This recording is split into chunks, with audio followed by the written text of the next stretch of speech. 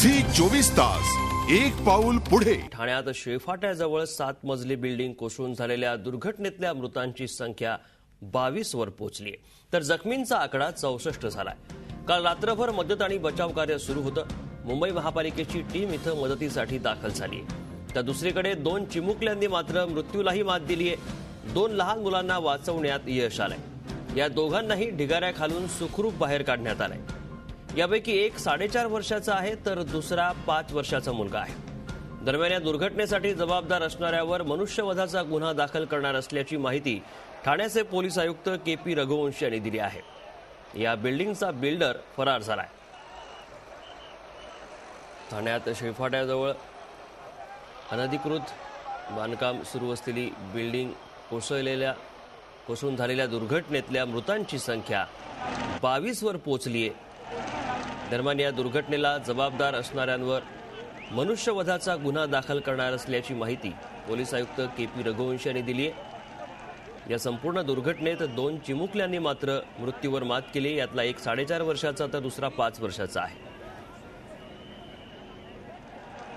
ये सब अनऑथराइज्ड है। इसके बारे में जो भी हम गुनाह दाखिल कर रहे हैं और जो उसमें बिल्डर है या उसके जो पार्टनर हैं उनके खिलाफ हम गुनाह दाखिल कर रहे हैं। और अभी रेस्क्यू ऑपरेशन चल रहा है, उसमें करीब 45 के आसपास लेकर के यहाँ से ऑलरेडी भेजा जा चुका है। अभी हमारा काम चल रहा है। मुंब्रा शेळफाटा परिसरातील ही घटना आहे। 22 जण आतापर्यंत या दुर्घटनेत मृत्युमुखी पडले आहेत तर 64 जण जखमी झाले आहेत। चिमुकल्यांना बाहेर काढण्यात सुखरूप बाहेर काढण्यात यश आले। यातला एक 4.5 वर्षाचा तर दुसरा 5 वर्षाचा आहे। आपल्यासोबत आहेत आमचे प्रतिनिधी कपिल राऊत, त्यांच्याकडनं आताची अपडेट घेऊया। कपिल, काय सध्याची नेमकी माहिती आहे?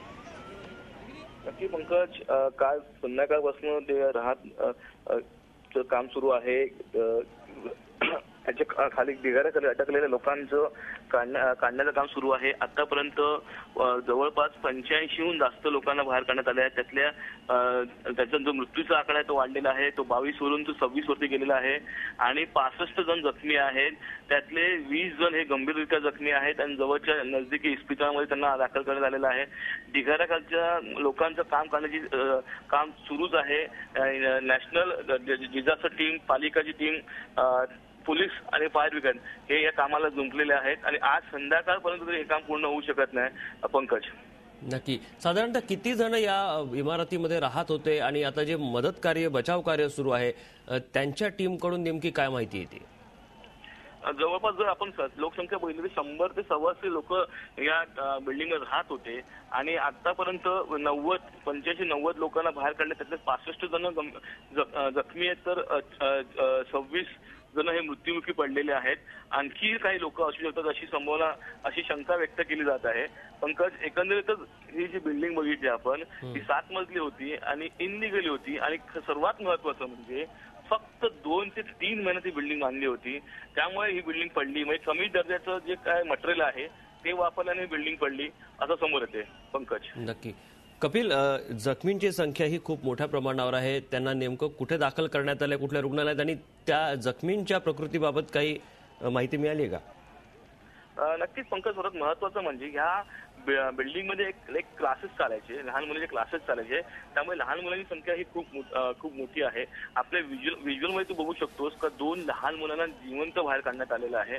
जे 3.5-4 वर्षाचे असतील अशा 2 लहान मुलांना जिवंत बाहेर काढण्यात आलेलं आहे। तर कमीत कमी 4 ते 5 लहान मुलं ह्याच्यात मृत्युमुखी पडलेले आहेत। एकंदरीत ही सर्व जी जखमी आहेत त्यांना नजदीकी सिव्हिल हॉस्पिटल व शिवाजी हॉस्पिटल ह्या हॉस्पिटल 2 हॉस्पिटलमध्ये नेण्यात आलेलं आहे।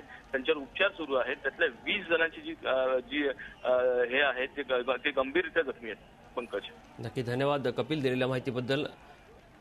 मृतांचा आकडा हा 22 वरून आता 26 वर गेलाय। कपिल राऊत आमचे प्रतिनिधी माहिती देत होते। दरम्यान 2 चिमुकल्यांनी मात्र, आपण दृश्यात देखील बघितलं, ही छोटीशी जी मुलगी दिसते आपल्याला, ढिगाऱ्याखालून बाहेर जेव्हा काढण्यात आलं तेव्हा 2 चिमुकल्यांना सुखरूप बाहेर काढण्यात आले। त्यांनी मृत्यूवर मात केली आहे। अजूनही 85 ते 86 जण आतापर्यंत ढिगाऱ्याखालून बाहेर त्यांना काढण्यात आलेला आहे। मृतांचा आकडा हा 26 वर गेलाय। झी 24 तास एक पाऊल पुढे।